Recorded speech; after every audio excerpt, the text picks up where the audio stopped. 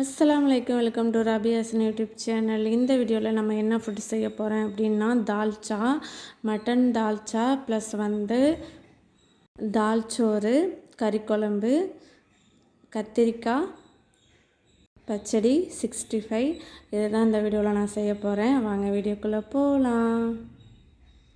இப்போது தால்ச்சாவை தாளிச்சிடலாம். First 2 spoon oil, பெரிய size வெங்காயம் 1 அது சின்னதாக கட் பண்ணி அதையும் இது கூட சேர்த்துடலாம். வெங்காயம் பாதி நல்லா வறுபட்டுடுச்சு.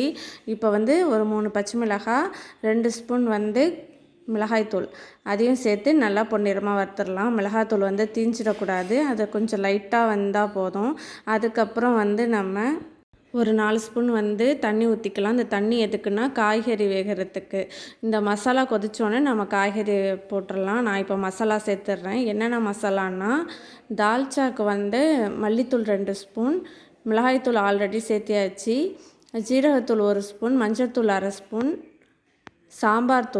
சாம்பார் தூளில் அதில் ஒரு 2 ஸ்பூன் சேர்த்துடலாம். தேவையான அளவு உப்பு சேர்த்துடலாம். இது நல்லா கொதிக்கணும். இது கொதிச்சதுக்கப்புறமா தான் நம்ம காய்கறி சேர்க்கணும்.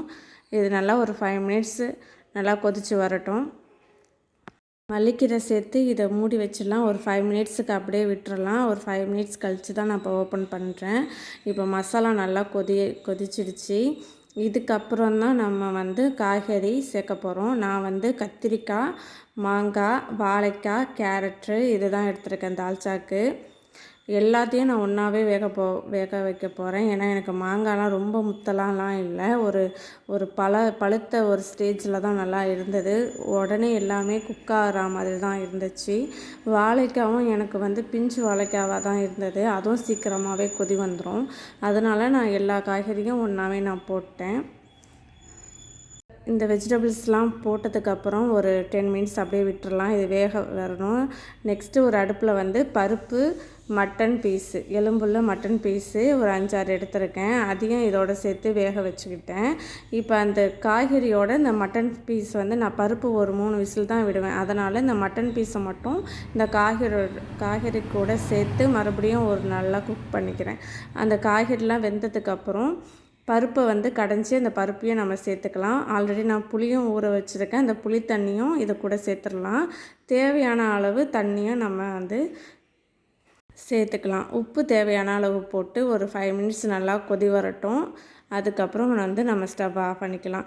நெக்ஸ்ட்டு ப்ராசஸ் என்னென்னா, கத்திரிக்காய் பச்சடி, பாய் வீட்டு கத்திரிக்காய் பச்சடி என்னோடய ஸ்டைலில் தஞ்சாவூர், கும்பகோணம் இந்த மாதிரி ஏரியாவில் எப்படி வைப்பாங்க அப்படி தான் நம்ம பார்க்க போகிறோம். ஃபஸ்ட்டு நிலக்கடலை அது ஒரு 2 ஸ்பூன் எடுத்திருக்கேன், வெள்ளை எள்ளு 1 ஸ்பூனு, ஜீரகம் முழு ஜீரகம் அதில் 1 ஸ்பூனு, முழு மெழுகு அதில் 1 ஸ்பூன் எடுத்துருக்கேன். எல்லாம் லைட்டாக வறுபட்டு அதை தனியாக ஒரு மிக்சியில் பவுடராக அரைச்சிக்கணும்.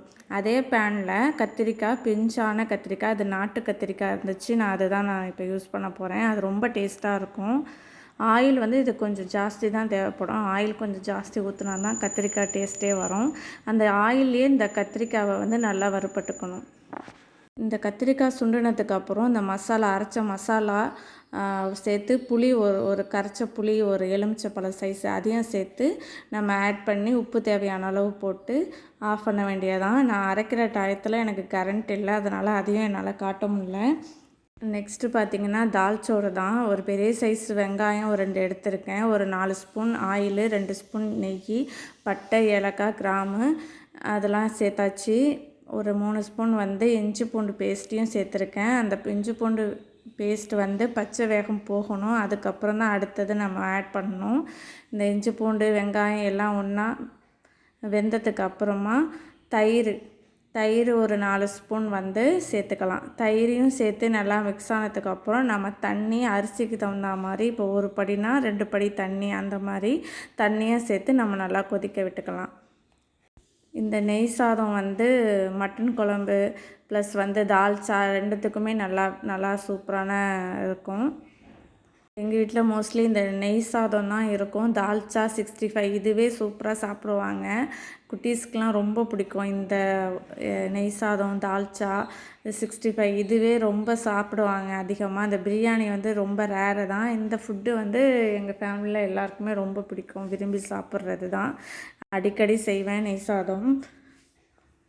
இப்போ வந்து அளந்து வச்ச தண்ணி நல்லா கொதிச்சிடுச்சு. இப்போ வந்து நான் ஆல்ரெடி 1/2 hour ஊற வச்சுருக்கேன் அரிசி. அந்த அரிசியை தான் நான் இப்போ சேர்த்துக்கிறேன் இந்த தண்ணியோட. இந்த தண்ணி நல்லா கொதித்தோடனே நம்ம கொஞ்சம் அடுப்பை வந்து மீடியம் சைஸில் வச்சுக்கலாம், ரொம்ப ஹையில் வைக்காமல். அரிசி நம்ம குக் பண்ணும்போது ஒரு 1/2 hour மேக்ஸிமம் ஊற வச்சா நல்லா சாஃப்டாக இருக்கும் அரிசி, சீக்கிரமும் குக் ஆகிடும். இல்லாட்டி ரொம்ப ஹார்டாக இருக்கும் அரிசி. நம்ம வந்து டக்குன்னு செய்யும்போது கொஞ்சம் ஹார்டாக இருக்கும். நம்ம ஊற வச்சு செய்கிறதுக்கும் நம்ம உடனே செய்கிறதுக்கும் டிஃப்ரெண்ட் இருக்குது.